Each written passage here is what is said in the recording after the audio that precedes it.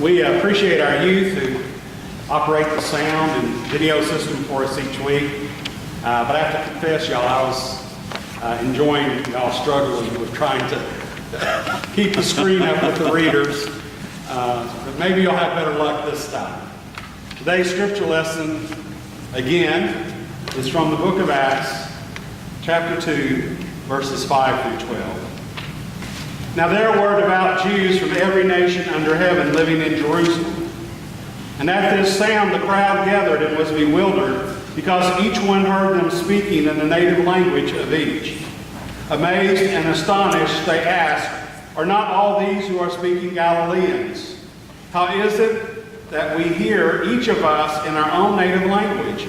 Parthians, Medes, Elamites, and residents of Mesopotamia, Judea and Cappadocia, Pontus and Asia, Phrygia and Pamphylia, Egypt and the parts of Libya belonging to Cyrene, and visitors from Rome, both Jews and proselytes, Cretans and Arabs. In our own languages we hear them speaking about God's deeds of power."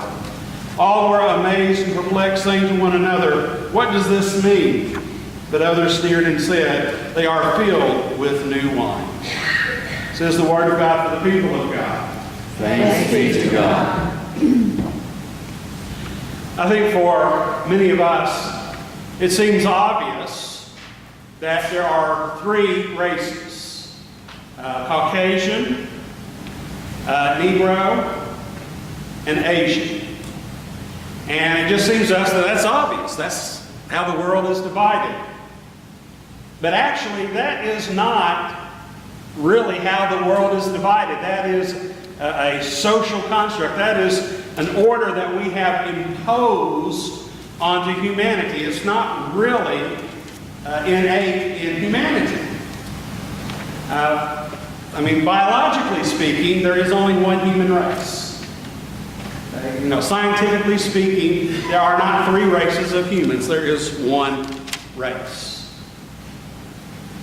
And I learned how this is a social construct rather than reality, not through studying sociology, but by studying the Bible. Because, Paul talks about this in the baptism, there's neither Jew nor Greek, free nor slave. And I always thought, why did he say, there's no black or white?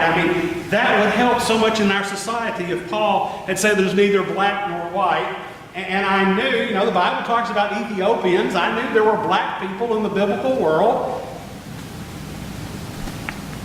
And as I did study, I found out that the reason that Paul doesn't say that is because it would no more have occurred to that world to classify people according to skin color than it would occur to us to classify people by the color of their eyes. Now, we don't talk about the brown-eyed race and the blue-eyed race and the green-eyed race. That strikes us as just ridiculous. And to the Romans and the Greeks and the Jews, the idea of dividing people, classifying people by skin color would have seemed just as ridiculous. Who would do that? No, the way they classified people had nothing to do with skin color. It was primarily by language and culture.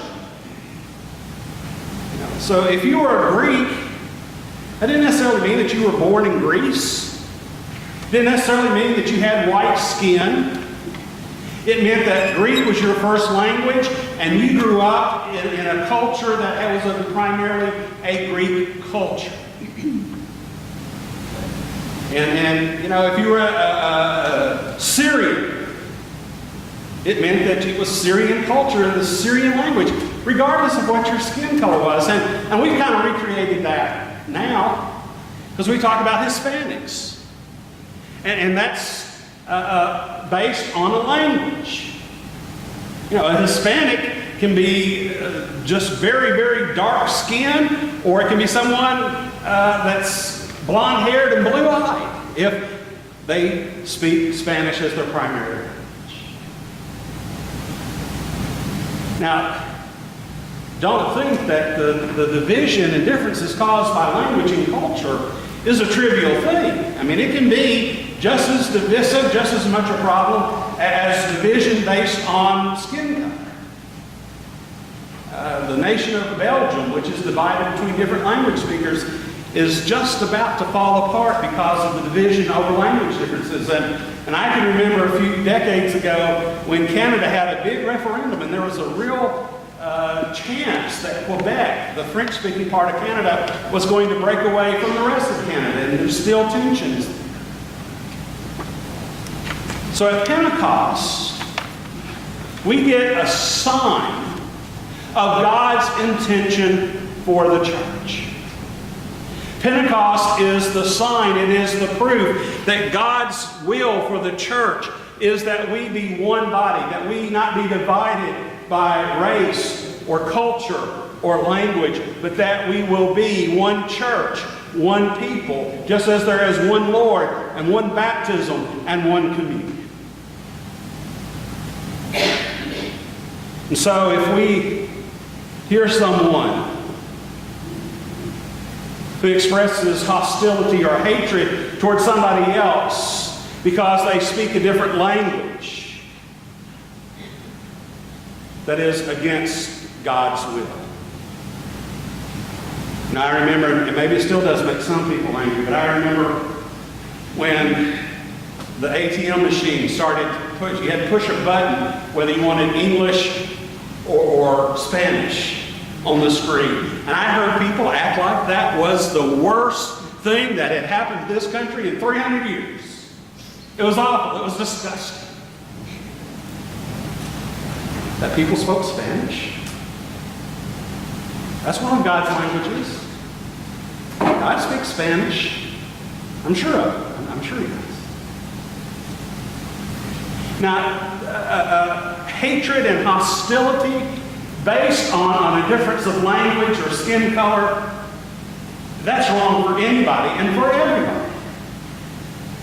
But as Christians, we have a higher bar, and it is particularly inappropriate, it is particularly wrong and sinful as Christians to have these kinds of hostility towards people who are different.